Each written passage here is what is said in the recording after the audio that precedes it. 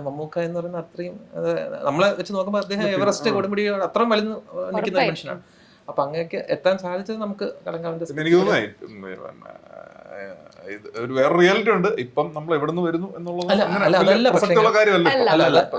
Social media വഴിയാണ് connect ആവുന്നത്. അല്ല ഞാൻ പറയുന്നത് ആരെങ്കിലും അങ്ങനെ ചിന്തിക്കുക അങ്ങനെയല്ല. ഇപ്പൊ നമ്മുടെ വർക്ക് സംസാരിച്ചാൽ മതി എന്നുള്ളതാണ്. പക്ഷെ ഞാൻ പറയുന്നത് നമുക്ക് ബാങ്കിലാണ്, അതറിയും, ബാങ്ക് ഓഫ് ബറോഡയുടെ മാനേജറാണ്.